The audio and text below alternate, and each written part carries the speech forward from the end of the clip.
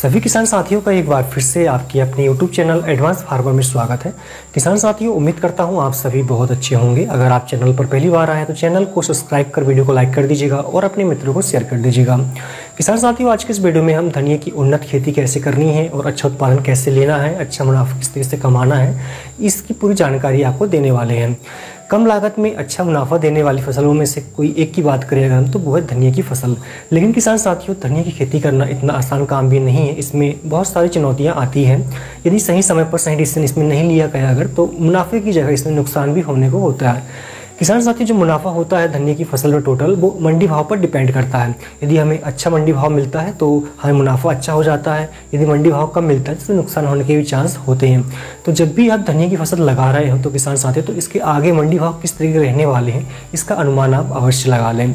तो किसान साथियों, आज की इस वीडियो में हम बताएंगे आपको कि धनिया की फसल से अच्छा उत्पादन लेने के लिए आपको किस महीने में धनिया की खेती करना चाहिए, साथ ही इसमें किस तरीके की खाद प्रबंधन आपको रखना चाहिए, खरपतवार नियंत्रण कैसे रखना चाहिए, वही जो पीलापन आता है, इसमें रोग आते हैं, उन पर नियंत्रण कैसे पा सकते हैं, इसकी जानकारी भी आपको देने वाले हैं। और साथ ही हम उन वैरायटी को भी बताएंगे जिन्हें आप इस महीने में या फिर अगस्त सितंबर में लगाकर अच्छा उत्पादन ले सकते हैं। बने रहिए हमारे साथ, पूरी जानकारी आपको मिलने वाली है। किसान साथियों, सबसे बड़ा प्रश्न ये उठता है कि हमें किस महीने में खेती करना चाहिए ताकि हमें अच्छा मंडी भाव मिले। तो इसके लिए आपको अगस्त सितंबर में धनिया की खेती करना चाहिए। इसके आगे चलकर मंडी भाव अच्छे मिलते हैं। धनिया की फसल लगभग 45 से 50 दिनों की होती है। किसान साथियों, जो हम वैरायटी आपको बताने वाले हैं ये 45 दिनों में कंप्लीट हो जाएगी। इन वैरायटी को लगाते हैं अगर आप तो आपकी फसल 45 दिनों में मंडी में चली जाएगी। उस समय त्योहारों का सीजन होता है और साथ ही शादी ब्याह का सीजन स्टार्ट होने वाला है। तो उस समय डिमांड ज़्यादा होगी और सप्लाई कम होने के कारण भाव आपको अच्छा मिलेगा। क्योंकि कुछ किसान भाई जो है वो बारिश होने के कारण इस समय फसल नहीं लगाते हैं। साथ ही कुछ किसान भाइयों के पास खेत खाली न होने के कारण वो धनिया खेती नहीं करते हैं। इसलिए मार्केट में इसकी सप्लाई कम होती है और इसके भाव उस समय आसमान छूते हैं। किसान साथियों, हम बात करें कि धनिया खेती में लागत क्या आएगी, आपको मुनाफा कितना होगा, तो लागत इसमें सबसे कम आती है। टोटल लागत की हम बात करें जिसमें खेत की तैयारी हो, बीज हो, मजदूरी हो, खाद हो, दवाइयाँ, इन सभी का अगर हम जोड़ें तो इसमें लागत आपको मात्र 12 से 15 हज़ार रुपये की आने वाली है किसान साथियों, 1 एकड़ में। वहीं हम इसमें मुनाफे की बात करें अगर तो देखिए, जैसे कि मैंने आपको बताया कि अगर आप अगस्त सितंबर में खेती करते हो तो मंडी भाव आपको अच्छा मिलेगा। तो उस समय आप लगभग इसे 1.5 से 2.5 लाख रुपये बड़े आराम से कमा सकते हो। जो कि मंडी भाव थोड़ा ऊपर नीचे होगा तो हम इसे मिनिमम 2 लाख रुपये मान सकते हैं किसान साथियों। अब हम बात करें कि हमें धनिया की फसल जो है किस तरीके की ज़मीन में करना चाहिए। तो ध्यान रखें आप, यदि अगस्त सितंबर माह में आप धनिया की फसल लगा रहे हैं तो इसमें बारिश जो है रुक रुक कर होती है। तो कभी कभी तेज़ बारिश होने के कारण फसल हमारी इसमें ख़राब होने का डर बना होता है। तो हम कह सकते हैं कि आप ऐसी ज़मीन का चुनाव करें जिसमें पानी का भराव कम से कम हो, या फिर थोड़ा बहुत जहाँ पानी का भराव हो रहा है तो वहाँ पर आप मेड़ विधि से या फिर बेड विधि से खेती करें किसान साथियों। इसके बाद में आपके पास में यदि हल्की ज़मीन हो या फिर भारी ज़मीन हो या पथरीली ज़मीन हो या फिर लाल मिट्टी हो तो सभी प्रकार की भूमि में आप जो है धनिया से अच्छा उत्पादन ले सकते हो। सिर्फ मिट्टी का जो पीएच मान है वो आपको ध्यान रखना है। मिट्टी का पीएच मान 6 से नीचे नहीं होना चाहिए और 7.5 से ऊपर नहीं होना चाहिए।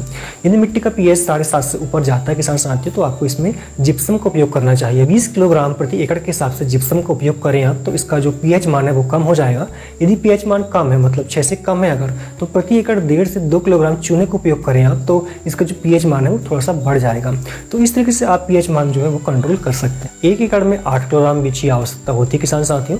लेकिन यदि हम अगस्त सितंबर माह में खेती करते हैं तो इसमें लगभग आपको 10 किलोग्राम बीज डालने हैं, क्योंकि इस समय अंकुरण थोड़ी समस्या बनती है। इसके अलावा जब आप बीज बो रहे हैं तो इसको आप उपचारित अवश्य कर लें। जो फफूंदी रोग होते हैं, जड़ गलन, तना गलन, उक्टा रोग, इस तरह के रोग इसमें नहीं लगेंगे। तो कोई भी फफूंदीनाशी जो दवा होती है किसान साथियों, जैसे कि जो साफ फंगीसाइड आता है यूपीएल कंपनी का, वो भी आप ले सकते हो। तो 5 ग्राम जो पाउडर आएगा उसका घोल बनाकर आप 1 किलोग्राम बीज को उपचारित अवश्य कर लें। आगे हम बात करें कि हम इस मौसम में या फिर इस महीने में वो कौन सी वैरायटी लगाएं जिससे हमें अच्छा उत्पादन मिले, जिसमें रोग प्रतिरोधक क्षमता काफ़ी अच्छी हो, विभिन्न प्रकार के इसमें रोग ना लगे, साथ ही इसमें बार बार अच्छी आए लेकिन फूल इसमें देरी से आए और शाखाएं इसमें अधिक से अधिक निकले। तो इस समय आप लगा सकते हो किसान साथियों, जो कि नामधारी सीड की आती है सुरभि, जिसे आप लगा सकते हैं। इसके अलावा आरके सीड की आती है रॉयल ब्लिस, इसके अलावा JK आनंद की आती है, वो भी आप लगा सकते हो। इसके अलावा आयरिस किंग 27 के नाम से आती है। इन वैरायटी को लगाकर आप जो है अच्छा उत्पादन इस समय ले सकते हैं। अच्छा उत्पादन अगर लेना है अगस्त सितंबर माह में, तो आपको मेड़ विधि से या फिर बैट विधि से इसकी खेती करना होगा। बैट की ऊंचाई आप आधा से 1 फीट की रख सकते हैं। बैट से बैट की दूरी आप 1 फीट की रखें। चौड़ाई 2 से 2.5 फीट की आप रख सकते हैं। ध्यान आप ये रखें कि बैट की जो ऊंचाई है वो अपनी आवश्यकता अनुसार, मतलब सिंचाई के साधन है उसके अनुसार आप रखें। यदि आप खुला पानी देते हैं तो इसमें आप बैट की ऊंचाई थोड़ी कम रखें, या फिर आपके पास में स्प्रिंकलर या फिर रेन पाइप की व्यवस्था या फिर ड्रिप की व्यवस्था हो तो आप बैट थोड़े ऊंचे भी रख सकते हो किसान साथियों। ठीक है, खुला पानी देने में क्या होता है, ज़्यादा ऊंचे बैट होने के कारण जो पानी हम खुला देते हैं नालियों में ऊपर तक नहीं जा पाता है, इसलिए बैट की जो ऊंचाई है वो आपको नॉर्मली रखना है। इसके अलावा बात करें हम खेत की तैयारी की, समतल खेत में अगर फसल लगा रहे हैं तो हमें ज़्यादा गहरी जुताई करने की आवश्यकता नहीं है इसमें। यदि हम इसमें बैट विधि से खेती करते हैं तो हमें लगभग 6 से 7 इंच की गहराई तक इसकी हमें जुताई करवाना चाहिए किसान साथियों। या तो हम इसे मल्टीप्लाउ के द्वारा या फिर कल्टीवेटर के माध्यम से इसकी जुताई हम कर सकते हैं। विपरीत दिशा में 2-3 बार इसमें हम कल्टीवेटर चलाना चाहिए। और अंतिम जुताई से पहले इसमें हमें सड़ी हुई गोबर की खाद, मतलब 1 एकड़ में 10 ट्रॉली गोबर की खाद इसमें हमें अवश्य डाल लेना चाहिए। फसल की अच्छी वृद्धि और बढ़वार के लिए खाद प्रबंधन सबसे जरूरी होता है। धनिया की फसल में हमें जो है लगभग 3 बार खाद देने की आवश्यकता होती है किसान साथियों। पहला जब हम बुआई कर रहे हो तो उस समय हमें बेसल डोज देना होता है। दूसरा खाद हमें जब फसल हमारी लगभग 21 दिन की होती है तब हमें पहला खाद इसमें डालना होता है, और दूसरा खाद लगभग 35-40 दिन के बीच में ये खाद हमें देना होता है। अगर हम 3 बार खाद की पूर्ति कर देते हैं तो हमारी फसल बहुत अच्छे से ग्रो करती है। इसमें काफ़ी वजनदार पौधे हमें प्राप्त होते हैं और हाइट भी अच्छी आती है, हरापन अच्छा बना रहता है और इसमें पीलापन की समस्या नहीं बनती है किसान साथियों।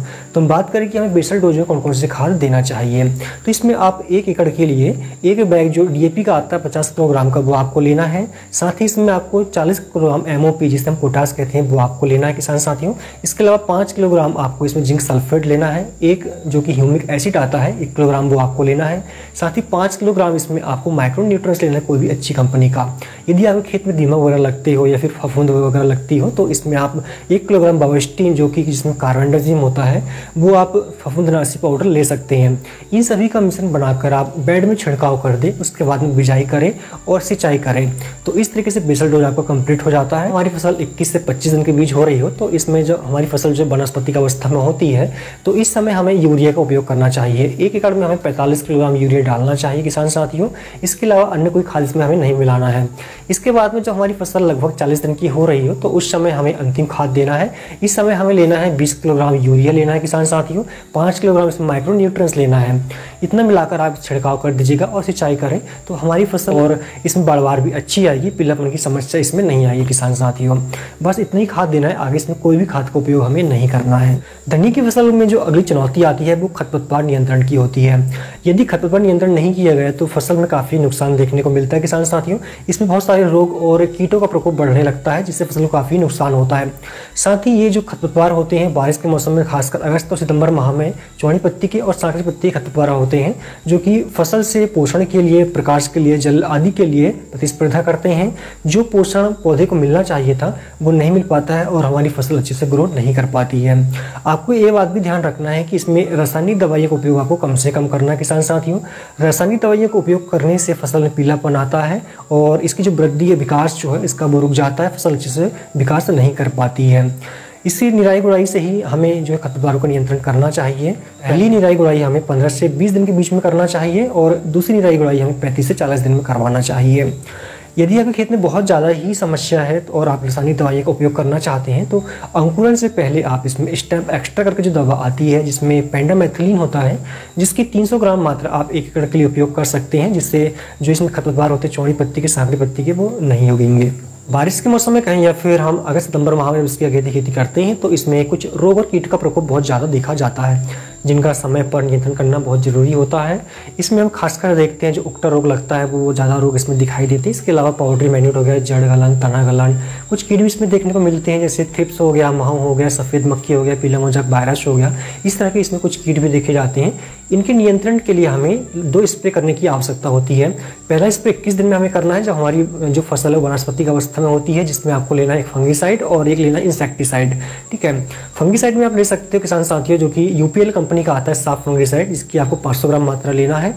साथ ही EM बन करके कीटनाशक दवा आती है जिसका 80 ग्राम मात्रा आपको लेनी है। दोनों दवाइयों का घोल बना लें आप और 200 लीटर पानी में घोलकर इसको शाम के समय आप खेतों में स्प्रे करें। 1 एकड़ के लिए इतनी दवा पर्याप्त होती है। दूसरा स्प्रे 35 से 40 दिनों में आप कर सकते हो। इन्हीं दवाइयों को आप उपयोग करें। यदि फसल में थोड़ा पीलापन दिख रहा है या फिर आपको लगता है कि फसल हमारी अच्छे से ग्रो नहीं कर रही है, तो इसमें आप एक टॉनिक भी ले सकते हो जो कि प्लानोफिक्स करके दवा आती है, जो कि एक पंप में आपको 40 ग्राम मात्रा की जो दवा होती है वो मिलाना है किसान साथियों। इतनी दवाइयों को स्प्रे अगर आप कर देते हैं तो आपकी फसल कीटों से बची रहेगी, रोगों से बची रहेगी और साथ ही अच्छे से ग्रो करेगी और आकर्षक भी इसमें आपकी फसल जो है दिखाई देगी किसान साथियों। इसके अलावा हम बात करें कि लागत कितनी आती है, तो इसमें लगभग 10 से 12 हज़ार की टोटल लागत आपको आने वाली है किसान साथियों। यदि मंडी भाव आपको अच्छा मिलता है तो 1 एकड़ से आप 2 से 2.5 लाख रुपए बड़े आराम से कमा सकते हो। तो किसान साथियों, उम्मीद करता हूँ जानकारी आपको पसंद आई होगी। वीडियो पसंद आए तो लाइक करके शेयर कर दीजिएगा, चैनल को सब्सक्राइब कर लीजिएगा। धन्यवाद।